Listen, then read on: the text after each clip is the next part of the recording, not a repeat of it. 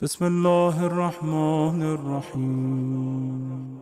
تو علماء فرماتے ہیں وہ دعائیں جو ہم شاید تصور بھی نہ کرتے کہ اللہ سے مانگیں، وہ سب کچھ اللہ نے ہمیں زیارت عاشوراء میں عطا کر دیا کہ شاید مانگتے ہوئے بھی بندہ احساس کرتا کہ یہ مانگوں یا نہ مانگوں، کہیں خلاف ادب تو نہیں ہے ایسی چیز مانگنا، لیکن وہ چیزیں ہم نے زیارت عاشوراء میں مانگی ہیں کہ 17 اور 18 مقامات ہیں زیارت عاشوراء کے، کہ اگر ایک مقام بھی اگر بندے کو مل جائے اور ایک مقام کو بھی اگر بندہ سمجھ جائے تو انسان جنتی بن جائے۔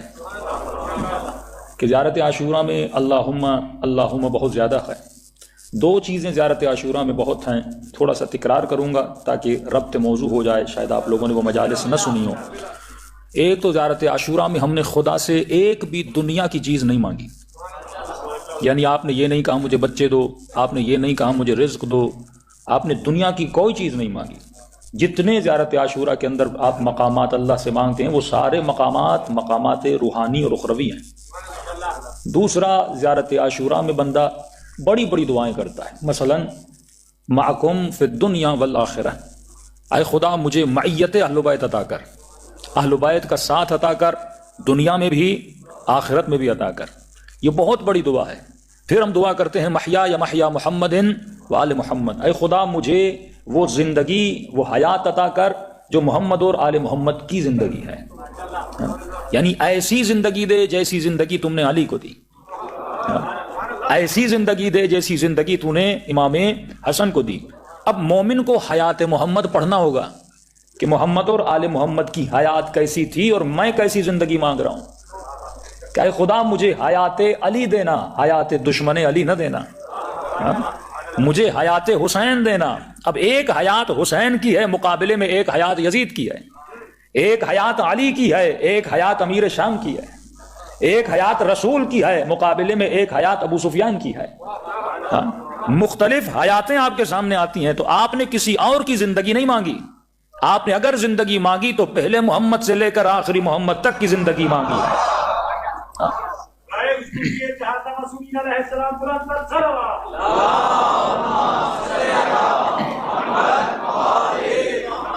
کہ ایک مجھے معیت محمد اور آل محمد چاہیے، ان دونوں کا ساتھ چاہیے۔ اب اس ساتھ کی برکت کیا ہے میں بتاؤں گا۔ دوسرا، مجھے حیات محمد اور آل محمد چاہیے، وہ مماتی ممات محمد و آل محمد، اے خدا اگر حیات ان جیسی عطا کر رہے ہو تو پھر موت بھی ان جیسی مجھے عطا کرنا۔ مطلب یہاں پر دعائے شہادت بندہ مانگ رہا ہے کہ خدا جیسی سانسیں اہل بیت کی نکلی تھی ویسی پرواز میری روح کی ہونی چاہیے۔ مطلب مجھے جہالت کی موت نہیں چاہیے، مجھے علم و عمل کی موت چاہیے، مجھے ہدایت والی موت چاہیے۔ پھر وہاں پر دعا کرتے ہو اے خدا ورزقنی البراءہ، مجھے ایک رزق عطا کر۔ آج تک ہم نے اس کو رزق کی صورت میں نہیں دیکھا تھا۔ زیارت عاشوراء میں امام تجھے بتا رہے ہیں کہ براءت بھی رزق ہے، یہ ہر کسی کو عطا نہیں کیا جاتا۔ بموالاتکم، یہ جو موالات اور ولایت اہل بیت ہے یہ بھی رزق الہی ہے، اور یہ جو براءت ہے اہل بیت کے دشمنوں سے یہ بھی رزق الہی ہے۔ کہ علماء فرماتے ہیں اگر بندوں کی آنکھیں کھل جائیں اور دیکھیں کہ فرش عزائے حسین ابن علی پہ کتنے ملائک آئے ہوئے ہیں، کہ یہ سفرہ پروردگار عالم ہے، کہ خدا کہتا ہے جسے جتنا رزق لینا ہے اٹھا کے لے جائے۔ یہ تو بندے کا ظرف بہت چھوٹا ہے، اس کے ظرف کی وجہ سے وہ رزق کم اٹھاتا ہے۔ اگر ظرف پھیل جائے تو اس سفرے سے کوئی سلمان بنے، کوئی میثم تمار بن کے جائے۔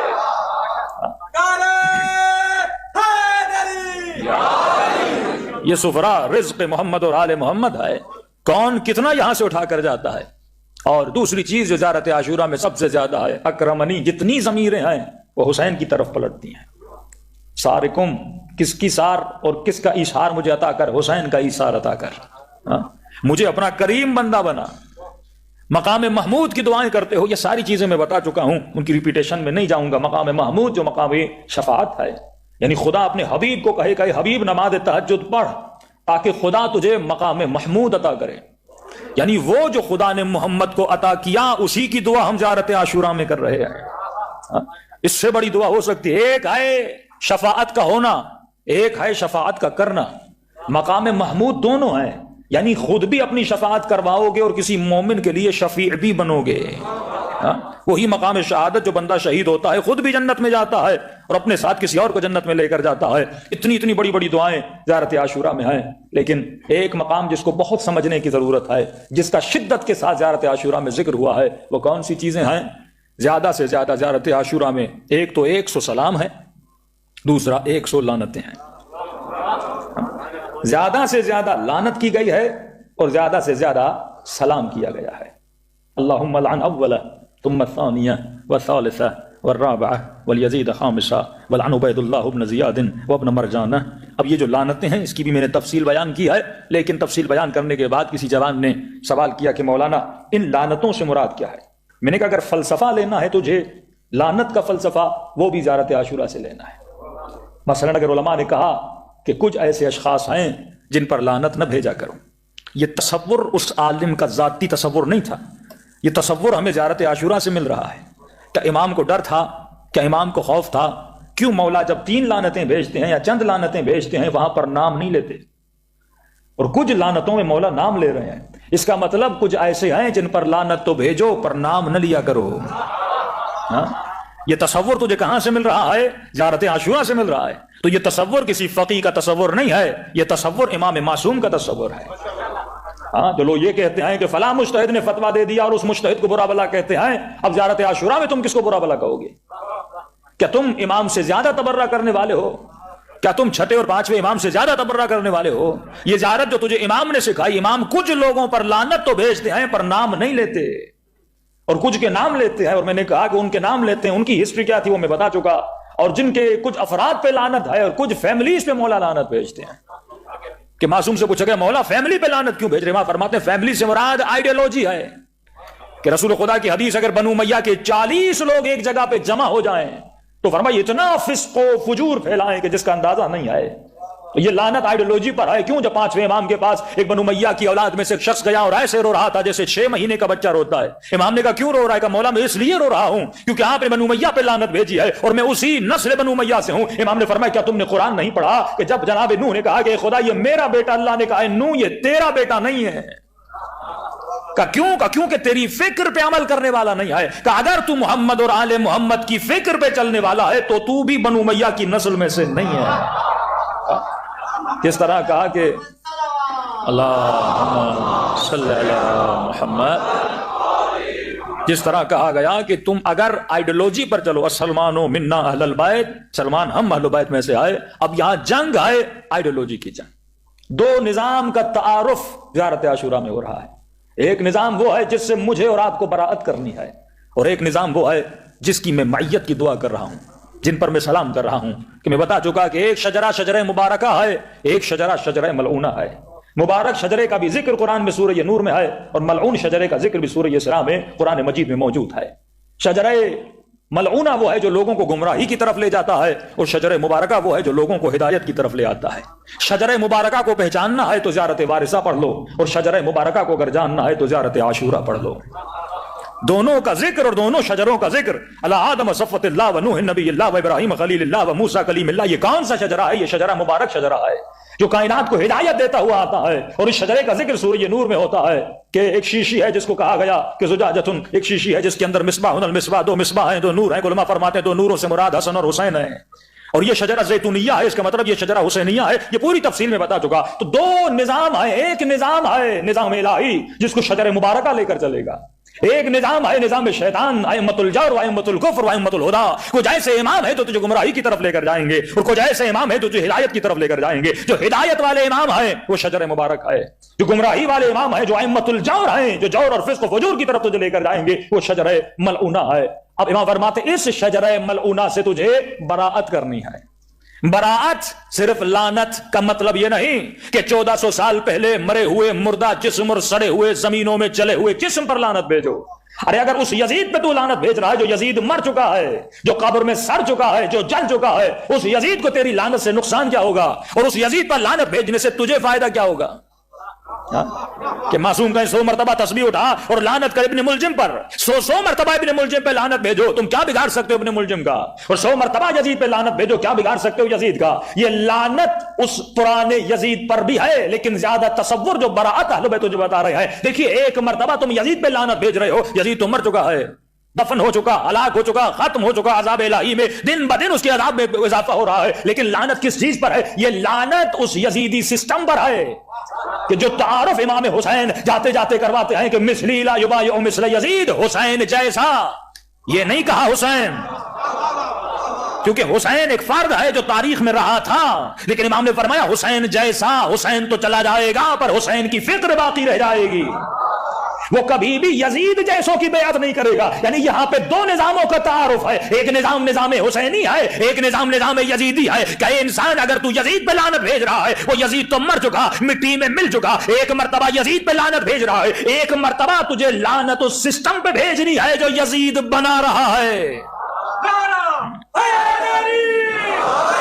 یہاں جنگ اللہ صلی اللہ محمد، یہ جنگ دو سسٹموں کی ہے. اگر میں یزید پہ لعنت بھیجوں، بھائی وہ تو مر چکا نا، اب وہ یزید قبر سے اٹھ کے میرا کچھ بگاڑ تو نہیں سکتا. ہاں اس کو تو اپنی پڑی ہوگی، وہ قبر سے نکل کے میرا کیا بگاڑے گا. لیکن یزید مر چکا، یزید کی فیکٹری تو ابھی تک ہے. ہاں یہ تصور صحیح ہے کہ حسین حق ہے اور حق زندہ ہے، یزید باطل ہے اور باطل کو ایک نہ ایک دن جانا ہے، لیکن گیا تو نہیں ہے. جاء الحق وزهق الباطل، باطل تب جائے گا جب حق آئے گا. سمجھ رہے ہیں بات؟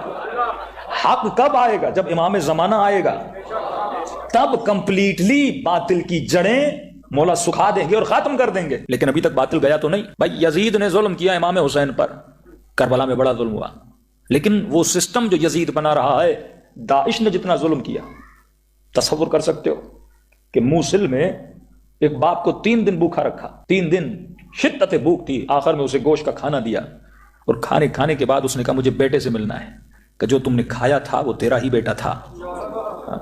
یہ وہ سسٹم ہے جو لوگوں کو زندہ جلا رہا تھا.